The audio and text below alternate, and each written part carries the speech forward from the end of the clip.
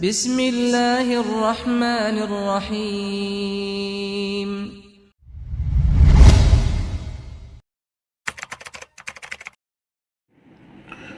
Bismillahirrahmanirrahim. Assalamualaikum warahmatullahi wabarakatuh.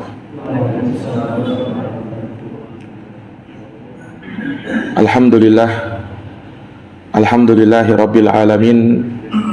Wabihi nasta'inu ala umuri dunya waddin. Asyhadu an la ilaha illallah wahdahu la syarikalah, ilahul awwalin wal akhirin. Wa asyhadu anna Muhammadan abduhu wa rasuluhu as-sadiqul amin. Sallallahu alaihi wa ala alihi wa sahbihi wa man tabi'ahum bi ihsanin ila yaumiddin wa sallama tasliman katsira. Subhanaka la ilma lana illa ma 'allamtana innaka antal alimul hakim. Allahumma 'allimna ma yanfa'una wanfa'na bima 'allamtana wa zidna ilma ya rabbal alamin. Rabbi syrah li sadri wa yassir li amri wa hlul 'uqdatan min lisani yafqahu qawli. Amma ba'd. Ma'asyaral muslimin, Bapak Ibu jamaah salat maghrib yang dimuliakan oleh Allah. Alhamdulillahi bi ni'matihi tatimmus shalihat.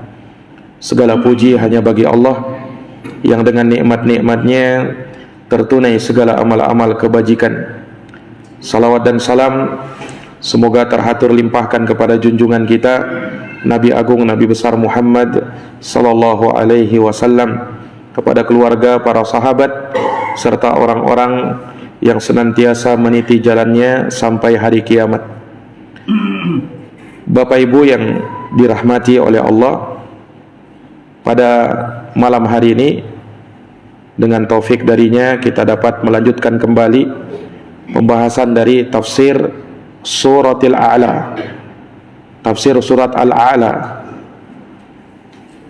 di mana di pertemuan sebelumnya kita telah bacakan ayat yang ke-6 dan sedikit kita singgung ayat yang ke-7, di mana pada dua ayat ini Allah Subhanahu wa taala menyebutkan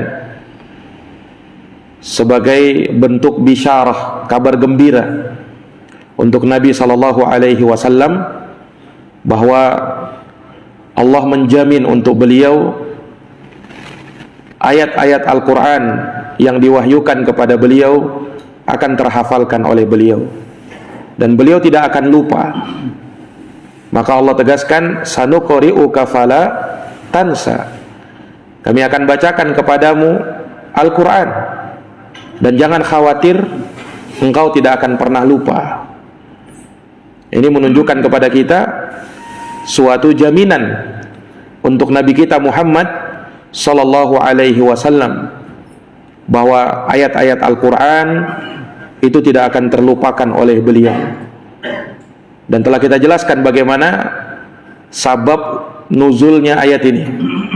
Ketika Nabi sallallahu alaihi wasallam diwahyukan kepada beliau ayat-ayat Quran yang mana sebelum malaikat Jibril menyelesaikannya, Nabi sudah mengikutinya dari awal.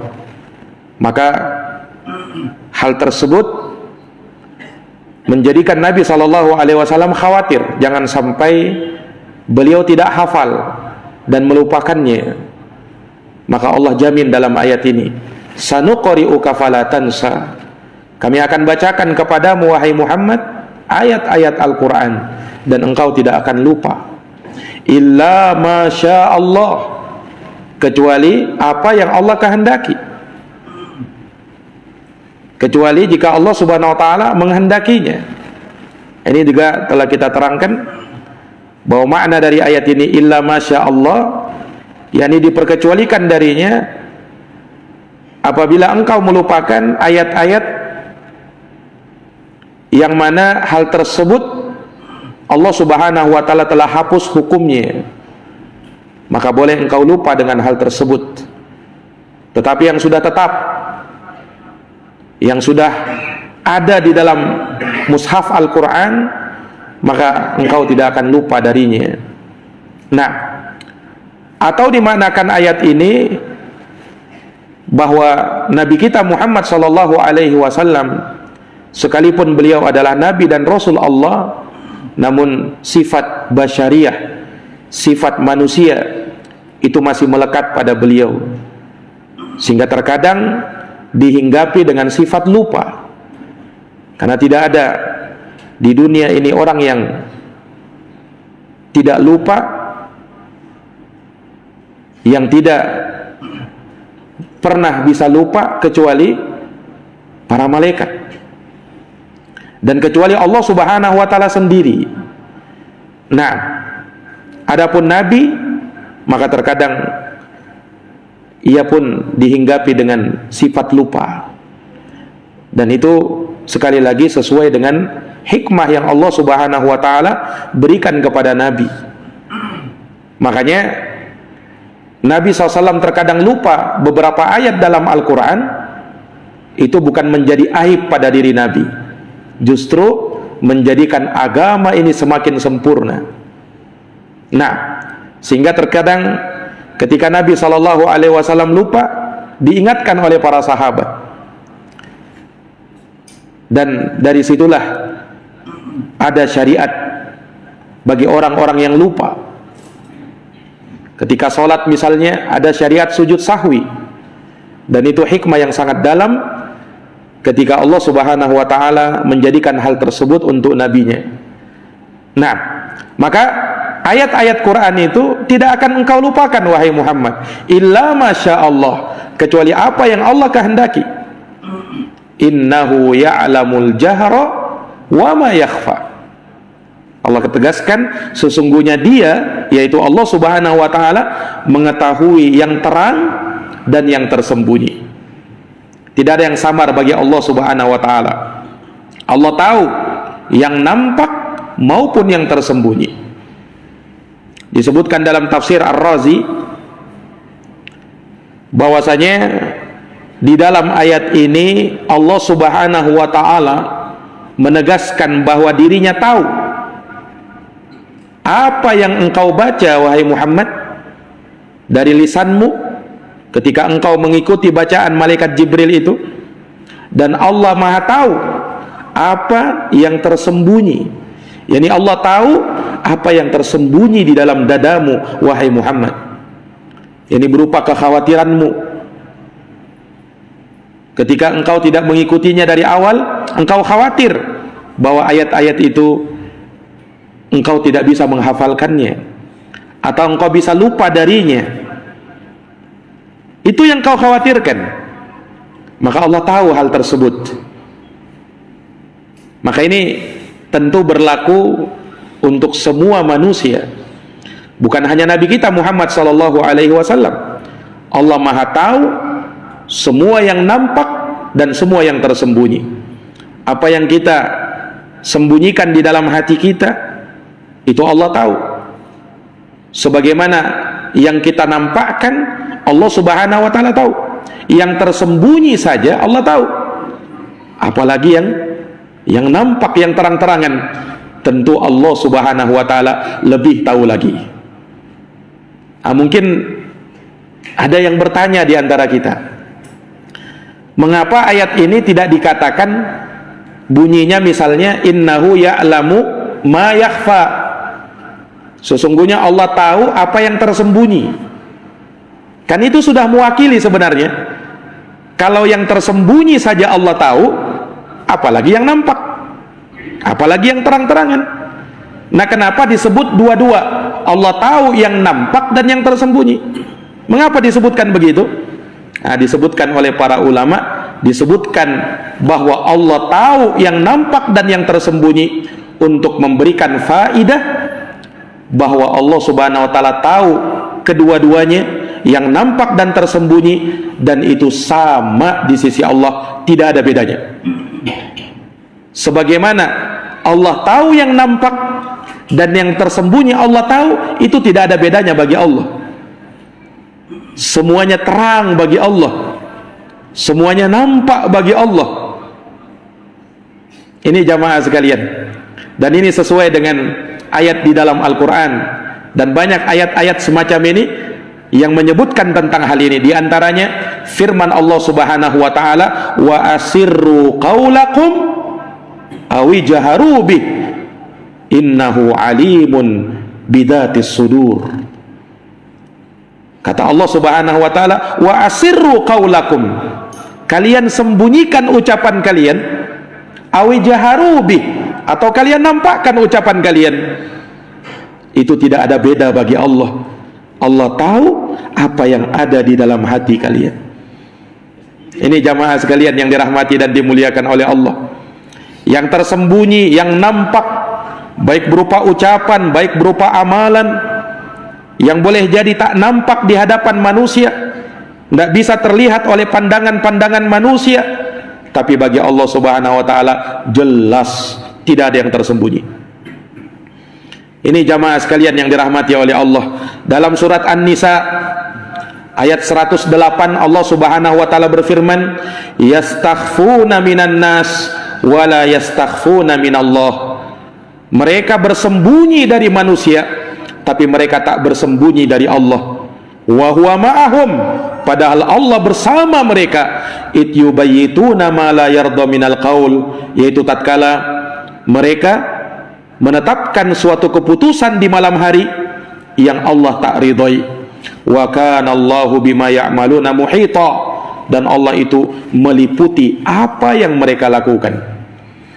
Ini juga semakna dengan ucapannya Nabi Ibrahim alaihi salam, dihikayatkan di dalam Al-Quran, Rabbana innaka ta'lamu ma nukhfi wa ma nu'lin wa ma yakhfa 'ala Allahi min syai' wa ma yakhfa 'ala Allahi min syai' fil ardi wala fis sama'. Kata Allah Subhanahu wa taala menukilkan ucapannya Nabi Ibrahim, di mana Nabi Ibrahim bermunajat kepada Tuhannya, wahai Tuhan kami, sesungguhnya Engkau tahu yang nampak dan yang tersembunyi, dan apa yang tersembunyi di hadapan Allah Subhanahu wa taala tidak ada yang tersembunyi di hadapannya, sesuatu apapun, baik yang di langit maupun yang di bumi. Ya'lamu kha'inatal a'yun wa ma tukhfis sudur. Allah tahu pandangan mata yang berkhianat dan apa yang tersembunyi di dalam dada. Juga firman Allah Subhanahu wa taala di surat Ali Imran ayat 29, qul in tukhfu ma fi sudurikum aw tubduhu ya'lamhu Allah wa ya'lamu ma fis samawati wa ma fil ard wallahu ala kulli syai'in qadir. Katakan wahai Muhammad, kalian sembunyikan apa yang ada di hati kalian atau kalian nampakkan apa yang di hati kalian, itu Allah Maha tahu. Allah tahu yang ada di langit, Allah tahu yang ada di bumi, dan Allah Maha kuasa atas segala sesuatu. Ini memberikan faidah kepada kita, kalau Allah itu tahu segala sesuatunya, yang kita nampakkan Allah tahu, yang kita sembunyikan Allah tahu, yang terbersit dalam hati kita Allah tahu, yang betul-betul kita rapat-rapat tutup tidak ada orang yang tahu, Allah tahu. Ini memberikan faedah kepada kita, hati-hatilah kita, hati-hatilah kita dari berkeinginan dengan keinginan-keinginan yang tidak baik, berniat dengan niat-niat yang jelek, bermaksud dengan maksud-maksud yang kurang baik. Sebab maksud kita, keinginan kita, niat kita itu ditahu oleh Allah Subhanahu wa taala. Makanya Allah katakan, wa'lam annallaha ya'lamu ma fi anfusikum fahdharu. Ketahuilah, kata Allah, sesungguhnya Allah Maha tahu apa yang ada di dalam dada-dada kalian. Fahdharu, maka berhati-hatilah, kata Allah. Berhati-hatilah. Allah bukan sekadar tahu kemudian dibiarkan begitu saja. Allah tahu dan Allah tidak biarkan. Allah akan berikan balasan yang setimpal sesuai dengan apa yang kalian nampakkan dan yang kalian sembunyikan. Ini para jamaah yang dirahmati dan dimuliakan oleh Allah. Kebaikan yang kalian nampakkan Allah tahu, kebaikan yang kalian sembunyikan Allah tahu. Sebagaimana kejelekan yang kalian nampakkan Allah tahu, kejelekan yang kalian sembunyikan Allah tahu. Dosa yang kalian nampakkan Allah tahu, dosa yang kalian sembunyikan Allah tahu. dan tidak ada yang samar bagi Allah Subhanahu wa ta'ala. Ini para jamaah yang dirahmati oleh Allah. Makanya dari sini menunjukkan kepada kita sebagaimana tidak boleh kita berbuat dosa terang-terangan, demikian pula tidak boleh berbuat dosa sembunyi-sembunyi, karena Allah tahu itu. Kebalikannya, sebagaimana kita boleh beramal sembunyi-sembunyi, boleh juga beramal terang-terangan. Sekalipun amalan yang dilakukan sembunyi-sembunyi lebih afdol daripada amalan terang-terangan. Makanya disebut dalam Quran, Pak, Allah Subhanahu wa taala berfirman, "In tubdus sadaqat fa ni'mahi wa in tukhfuha wa tu'tuhal fuqara fa huwa khairun lakum." Perhatikan ayat ini. Jika kalian nampakkan sedekah kalian nampakkan terang-terangan, fa ni'mahi, maka itu baik. Artinya boleh. Itu baik. Wa in tukhfuha, tapi kalau kalian sembunyikan sedekah kalian, wa tu'tuhal fuqara, dan kalian berikan kepada fuqara, orang-orang miskin secara sembunyi-sembunyi, fahuwa khairun lakum, maka itu lebih baik lagi. Nah, ini menunjukkan kepada kita amal terang-terangan boleh, amal sembunyi-sembunyi boleh, tapi amal sembunyi-sembunyi lebih utama. Kenapa lebih utama? Karena lebih dekat dengan keikhlasan. Lebih dekat dengan keikhlasan, itu sisi keutamaannya.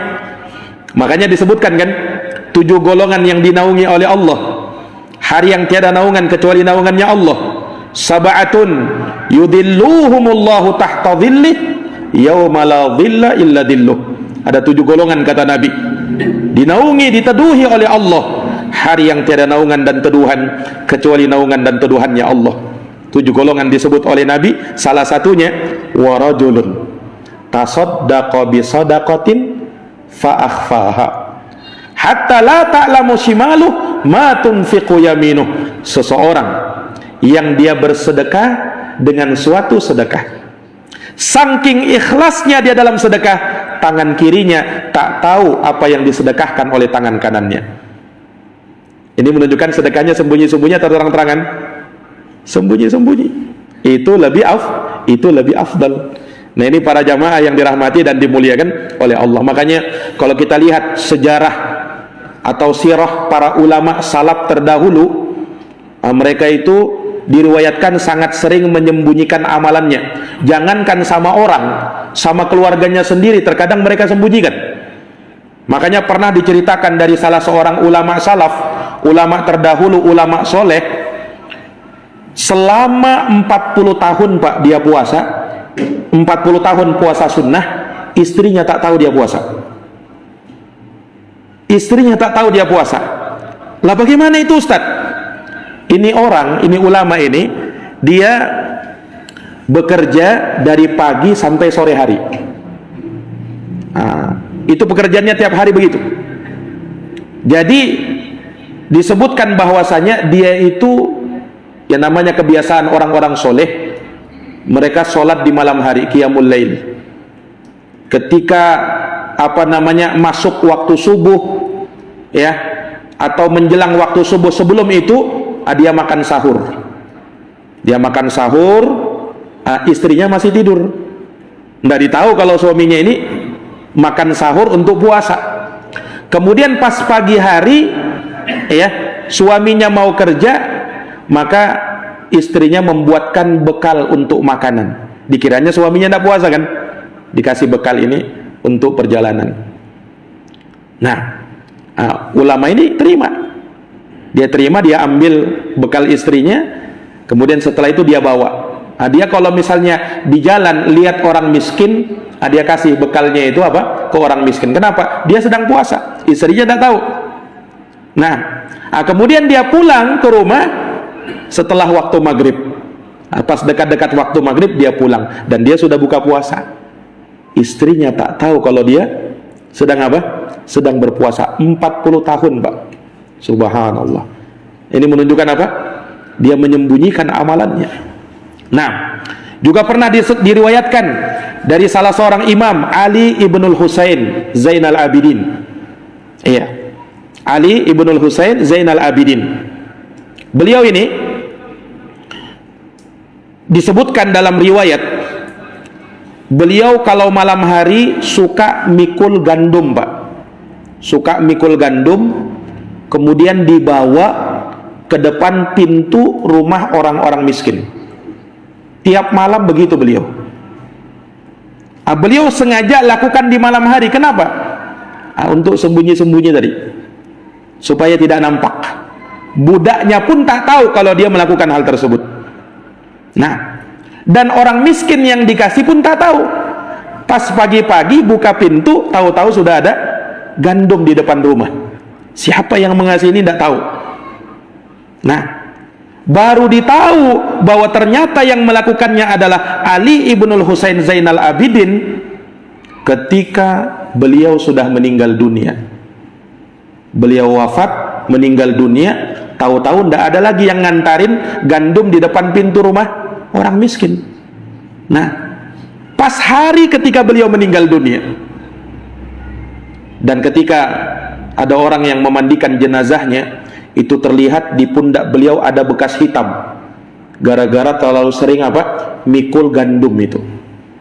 Barulah orang tahu ternyata selama ini yang ngasih gandum kepada kita orang-orang miskin, beliau inilah orang yang mulia, Ali ibnul Husain Zainal Abidin radhiyallahu taala anhu wa ardhah. Nah, ini para jamaah yang dirahmati dan dimuliakan oleh Allah Subhanahu wa taala. Ini menunjukkan kepada kita ya bagaimana mereka menyembunyikan amalan mereka. Nah, ketika banyak manusia berusaha untuk pamer amalan, justru mereka orang-orang soleh, mereka berupaya supaya bisa beramal secara sembunyi-sembunyi. Ini para jamaah yang dirahmati oleh Allah. Tentu ini berbeda kalau memang amalan tersebut mesti dinampakkan. Memang sholat berjamaah misalnya, nah mungkin mau sembunyi-sembunyi. Sholat berjamaah nampak dia. Azan misalnya, nah mungkin dia azannya Allahu Akbar, Allahu Akbar, sembunyi-sembunyi, tidak mungkin. Karena itu memang syiar itu mesti ditampakkan. Tapi kalau ada amalan yang mampu kita lakukan sembunyi-sembunyi, itu afdolnya begitu. Afdolnya begitu. Nah, ini para jamaah yang dirahmati dan dimuliakan oleh Allah Subhanahu wa taala. Ini amalan. Demikian pula dosa. Dosa sebagaimana dosa terang-terangan itu tidak boleh, dosa sembunyi-sembunyi juga tidak boleh. Mana yang lebih ringan, Pak? Dosa terang-terangan atau dosa sembunyi-sembunyi? Mana yang lebih ringan itu? Yang lebih berat mana? Dosa kalau dilakukan secara terang-terangan, seakan-akan dia tidak tahu malu sudah, tidak ada urat malunya sudah, terang-terangan berbuat dosa. Kalau dia masih punya urat malu, dia akan sembunyikan itu dosa, sekalipun tidak boleh juga kan. Makanya disebutkan dalam hadis, Rasulullah SAW bersabda, kullu ummati mu'afan illal mujahirin. Setiap umatku, kata Nabi, dimaafkan dosanya kecuali orang-orang terang-terangan berbuat dosa. Tak ada lagi urat malunya dia, terang-terangan berbuat dosa dia, tak malu dia. Di siang hari bulan Ramadan, muslim dia, orang sedang puasa, enak-enakan dia makan minum di warung, tak sakit dia, tak musafir dia. Ini kan dosa terang-terangan ini. Nah, demikian pula orang yang berjudi di pinggir jalan, minum khamar, na'udzubillah. Ini dosa dilakukan terang-terangan. Kata Nabi SAW, semua umatku dimaafkan kecuali orang-orang yang terang-terangan berbuat dosa. Kemudian kata Nabi, wa inna minal mujahirah, sesungguhnya termasuk dari orang-orang yang terang-terangan berbuat dosa, ayya'malar rajulu bil laili amalan, di mana ada orang yang melakukan suatu perbuatan dosa di suatu malam, yusbihu, kemudian di pagi hari, wa qad satarahullahu alaih, padahal Allah sudah tutup, fayaqul, lalu dia sendiri yang terang-terangan mengatakan, ya fulan, wahai fulan, amiltul barihah kada wa kada. Tadi malam saya melakukan ini dan ini, dosa terang-terangan. Itu termasuk orang-orang yang terang-terangan berbuat dosa. Dia sudah lakukan perbuatan itu, Allah sudah tutupi, tapi dia sendiri yang bongkar. Bahkan terkadang sebagian orang berbangga dengan dosa yang dulu dia kerjakan. Ini para jamaah yang dirahmati dan dimuliakan oleh Allah Subhanahu wa ta'ala. Nah, maka seorang muslim hendaknya dia waspada dari yang namanya dosa, baik yang nampak maupun yang tersembunyi, yang terang-terangan ataukah yang dilakukan secara sendirian. Ini dosa yang bisa membuat seseorang binasa. Para jamaah yang dirahmati dan dimuliakan oleh Allah, termasuk dosa yang tersembunyi, itulah yang disebut oleh Nabi SAW dengan asyirkul khafi, syirik yang tersembunyi, riya. Rasulullah SAW bersabda, innama akhwafa ma akhafu alaikum asyirkul khafi. Sesungguhnya yang paling aku khawatirkan menimpa kalian adalah syirik yang tersembunyi. Itulah riya, beramal tapi bukan ikhlas karena Allah supaya dapat pujian dan sanjungan manusia. Beramal bukan karena Allah tapi karena pengen dunia, pengen ini dan itu. Nah, maka Allah tidak terima yang semacam ini. Allah tidak terima yang semacam itu. Ini hadis Rasul ucapkan, Mbak, innama akhwafu ma akhafu alaikum asyirkul asghar, yakni riya. Ini kan diucapkan oleh Nabi kepada sahabat. Di situ ada Abu Bakar, ada Umar, ada Utsman, ada Ali. Artinya orang-orang mulia di situ. Tapi Nabi berucap seperti ini, yang paling aku khawatirkan menimpa kalian adalah riya. Kalau itu dikhawatirkan oleh Nabi kepada para sahabat, yang tentunya para sahabat itu orang yang paling mulia, ketakwaannya jangan ditanya lagi, tapi masih Nabi khawatirkan, bagaimana lagi dengan kita? Tidak ada yang bisa menjamin kita. Nah, selamat dari yang namanya riya ini. Beramal karena ingin dipuji, disanjung, dibilang. Makanya kita wajib menjaga amal kita, Pak. Kita wajib menjaga amal kita sebelum kita beramal, di saat kita beramal, selesai kita beramal. Wajib kita jaga. Karena hati itu selalu berbolak-balik. Tadinya dia ikhlas, tadinya memang karena Allah, tapi ketika dia mau menyumbang, ada orang memperhatikan, wih, banyaknya yang dia sumbang. Maka muncul dari dalam dirinya riya. Oh, memang saya ini orang dermawan. Nah, muncul itu, padahal tadinya ikhlas loh. Riya ini bisa muncul pada dirinya. Nah, ini jamaah sekalian, makanya kita jaga amal kita. Sebelum kita beramal, di tengah-tengah kita beramal, selesai kita beramal kita jaga juga. Selesai kita beramal kita jaga apa? Jangan sampai takabur, jangan sampai bangga dengan amalan yang kita kerjakan, jangan sampai. Karena takabur, berbangga, ini bisa menghapuskan amalan kita. Habis beramal dia, kemudian dia merasa sombong, oh saya ini sudah melakukan ini dan itu, hebat amalan saya sudah. Nah, muncul perasaan bangga. Apa yang mau kita banggakan? Amal kita masih sedikit, Pak. Kebaikan yang kita usahakan belum terlalu banyak. Nah, apa yang mau kita banggakan? Ini para jamaah yang dirahmati dan dimuliakan oleh Allah. Makanya jaga amalan kita, jangan sampai dihinggapi oleh perasaan riya, ya, ujub, takabur dan semisal itu. Para jamaah yang dirahmati dan dimuliakan oleh Allah Subhanahu wa taala, maka Allah Subhanahu wa taala tahu yang nampak dan Allah tahu segala yang tersembunyi. Tidak ada yang samar bagi Allah dan semuanya terang bagi Allah Subhanahu wa taala. Maka Allah ingatkan ayat ini, innahu ya'lamul jahra wa ma yakhfa.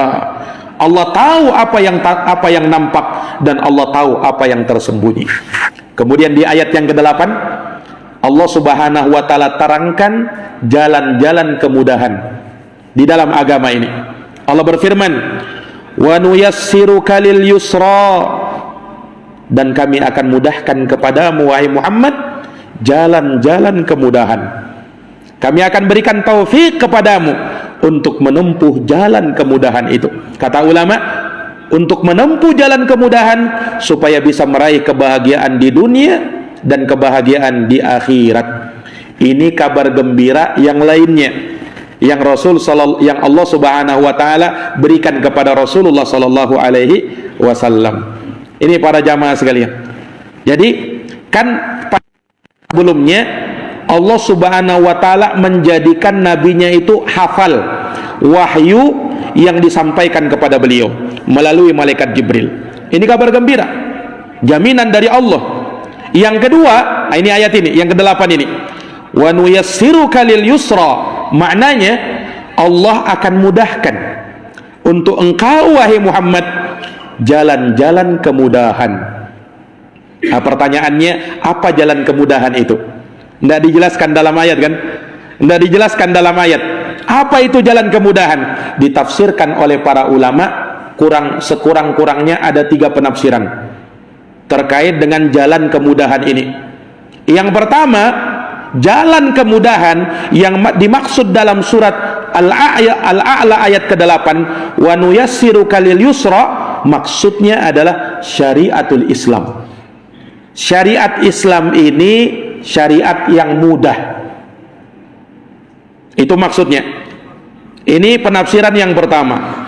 Penafsiran yang kedua, maksud dari ayat ini yaitu al-amalus soleh. Kami akan mudahkan kepadamu wahai Muhammad untuk melakukan amal soleh. Dan penafsiran yang ketiga, jalan kemudahan yang dimaksud adalah surga Allah Subhanahu wa ta'ala. Ini para jamaah sekalian. Jadi yang pertama, jalan kemudahan yang dimaksud syariatul Islam. Ini yang disebut oleh Imam Ad-Dhahhak rahimahullahu ta'ala. Jalan kemudahan, kata beliau, adalah syariat Islam yang dipermudah oleh Allah. Dan Allah mudahkan bagimu wahai Muhammad untuk menyampaikan syariat ini kepada umatmu. Jamaah yang dirahmati oleh Allah, kan telah kita sebutkan di awal, ketika Nabi menerima wahyu ini, beliau merasa berat, ya kan? Berat karena yang disampaikan terlalu banyak, 6.000 sekian ayat yang perlu disampaikan. Dan itu bukan sekedar dibacakan kemudian ditafsirkan lagi, dijelaskan lagi oleh Nabi. 6.000 sekian ayat itu. Nah, ini bukan tugas yang ringan. Ditambah lagi yang dihadapi oleh Nabi ini siapa ini? Masyarakat jahiliyah, yang di situ terjadi kerusakan yang luar biasa. Rusak akidahnya, rusak moralnya, rusak akhlaknya, rusak ibadahnya. Itu masyarakat jahiliyah. Nabi diutus kepada mereka ini. Bayangkan tugasnya Nabi SAW berat sekali. Di situ ada Abu Jahal, di situ ada Abu Lahab, yang luar biasa pembangkangannya. Maka ini berat bagi Nabi SAW, berat ini. Maka Allah berikan kabar gembira dalam hadits ini, dalam ayat ini, ya kan? Ketika Nabi SAW merasa tugas ini tugas yang berat, Allah berikan kemudahan. Tenang engkau wahai Muhammad, tenang engkau wahai Muhammad, wa nuyassiruka lil yusra. Kami akan berikan kemudahan untukmu terhadap syariat ini, dan kami akan berikan kemudahan untukmu untuk menyampaikan syariat ini. Sehingga jangan kau khawatir dengan hal tersebut. Ini jamaah sekalian. Makanya ini sebagai jaminan dari Allah. Islam syariat yang mudah, agama yang mudah, sesuai dengan sabda Nabi SAW, inna dina yusrun, sesungguhnya agama ini mudah, wala yusyadzad dina ahadun illa ghalabah, dan tidaklah seseorang itu memberat-beratkan dirinya dalam beragama melainkan dia pasti akan terkalahkan. Islam itu mudah, syariatnya mudah. Orang mau masuk Islam juga mudah, tidak perlu ritual-ritual khusus. Cukup kau mandi, syahadat, Islam kamu sudah. Begitu kan? Mudah agama ini. Nah, tidak perlu harus melakukan ini, ritual itu, tidak perlu. Subhanallah, diberikan kemudahan oleh Allah Subhanahu wa ta'ala. Nah, demikian pula syariat-syariatnya, mulai dari sholatnya, mulai dari zakatnya, mulai dari puasanya, hajinya, dipermudah oleh Allah Subhanahu wa ta'ala. Nah, Allah tidak wajibkan haji itu untuk semua orang. Oh berat kalau untuk semua orang wajib. Kenapa? Nah, karena tidak semua orang diberikan kemampuan oleh Allah untuk bisa haji. Walillahi 'alan nasi hajjul bait man istata'a ilaihi sabila. Milik Allah Subhanahu wa taala kewajiban bagi manusia untuk haji, bukan untuk setiap orang, tapi bagi siapa yang mampu saja. Mudah syariat ini. Nah, orang yang sholat, Nabi SAW katakan, "Sholli qa'iman," sholatlah kamu berdiri. Fa illam tastati' fa qa'idan, fa illam tastati' fa ala jambin. Tidak mampu berdiri, duduk. Tidak mampu duduk, berbaring. Kemudahan syariat. Puasa pun demikian. Lihat, ini jamaah sekalian yang dirahmati oleh Allah Subhanahu wa taala. Jadi ini menunjukkan kepada kita betapa mudahnya agama ini. Betapa agama ini betul-betul dipermudah oleh Allah. Kalau ada orang yang masih menganggap agama ini berat, berarti masih ada sesuatu dalam dirinya. Agama itu mudah kan? Allah jadikan syariatnya mudah kan? Yuridullahu bikumul yusra wala yuridu bikumul usra. Allah inginkan kepada kalian kemudahan dan Allah tidak ingin menyulitkan kalian. Itu kata Allah dalam Quran. Ma ja'alallahu alaikum fid dini min haraj. Allah tidak menjadikan untuk kalian dalam agama ini kesulitan. Mudah agama ini. Tidak sulit dia. Ini para jamaah. Maka Allah Subhanahu wa taala jadikan syariat ini mudah. Disampaikan pun mudah. Orang kalau punya fitrah yang lurus, disampaikan kepada dia ayat Quran, hadits Nabi SAW, pasti mau menerima dan pasti akan menganggap indahnya agama ini, luar biasanya Islam ini. Pasti begitu kalau fitrahnya masih lurus. Karena ayat-ayat itu tidak memberatkan, hadits-hadits Nabi itu tidak memberatkan, justru mempermudah kita sebenarnya dalam hidup ini. Ini kalau orang betul-betul mau menghayati dan mau mengimaninya. Ini jalan kemudahan yang pertama. Yang kedua, jalan kemudahan yang dimaksud sebagaimana ditafsirkan oleh Ibnu Abbas, maksudnya amalan soleh, yaitu Nabi SAW dipermudah oleh Allah Subhanahu wa taala untuk melakukan amal soleh. Contoh misalnya Qiyamul Lail, Pak. Qiyamul Lail itu berat atau ringan, Pak? Sholat malam itu berat atau ringan itu? Bukan untuk kita, untuk Nabi. Untuk Nabi ringan, Pak.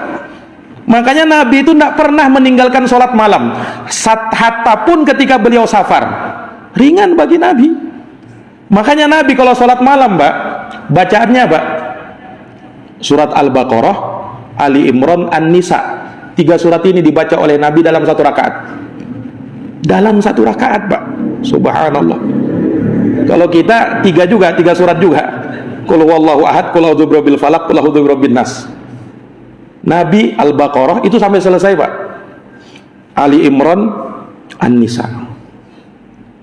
Mungkin kita, kenapa Nabi tidak capek kayak itu berdiri sampai sekian? Ini yang Allah Subhanahu wa taala jaminkan untuk Nabi.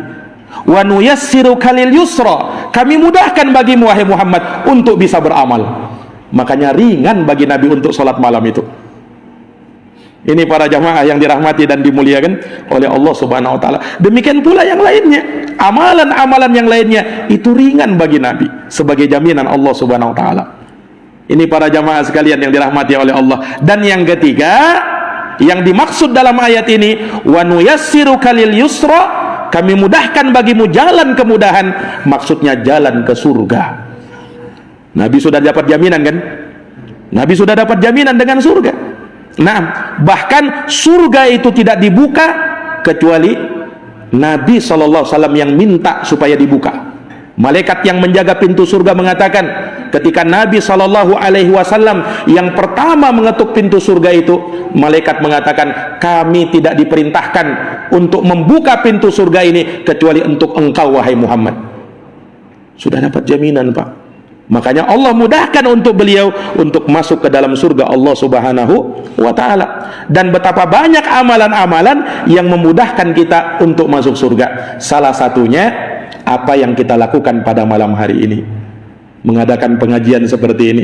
Rasul pernah bersabda, man salaka tariqan yaltamisu fihi ilman sahhalallahu lahu bihi tariqan ilal jannah. Barang siapa yang menempuh perjalanan dalam rangka untuk mendengarkan ceramah agama, menuntut ilmu agama, maka Allah mudahkan. Lihat, Allah mudahkan baginya jalan menuju surga. Sahabat Mu'ad bin Jabal pernah bertanya kepada Nabi, "Ya Rasulullah, tunjukkan kepadaku suatu amalan yudkhilunil jannah wa yubaiduni anin nar, yang bisa memasukkan aku ke dalam surga dan menjauhkan aku dari api neraka." Kata Nabi apa? Mendengar pertanyaan Mu'ad bin Jabal ini, kata Rasulullah sallallahu alaihi wasallam, "Innahu azim, sesungguhnya pertanyaanmu ini besar. Wa innahu layasirun, tapi dia mudah," kata Nabi. "Liman yassarahullahu ta'ala alaih, bagi siapa yang Allah berikan kemudahan untuk dirinya."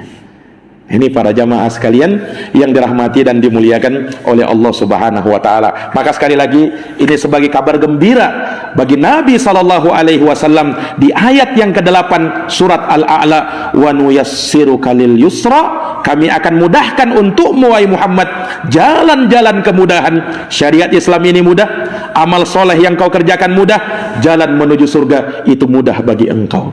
Umatmu akan ikut di belakangmu. Nah, mudah-mudahan Allah Subhanahu wa taala memberikan taufik kepada kita untuk bisa mengikuti jalan yang digariskan oleh Allah dan Rasulnya. Lebih dan kurangnya mohon dimaafkan. Hadanallahu wa iyyakum ajma'in. Subhanakallahumma wa bihamdik, asyhadu an la ilaha illa anta, astaghfiruka wa atubu ilaik. Wassalamu alaikum warahmatullahi wabarakatuh.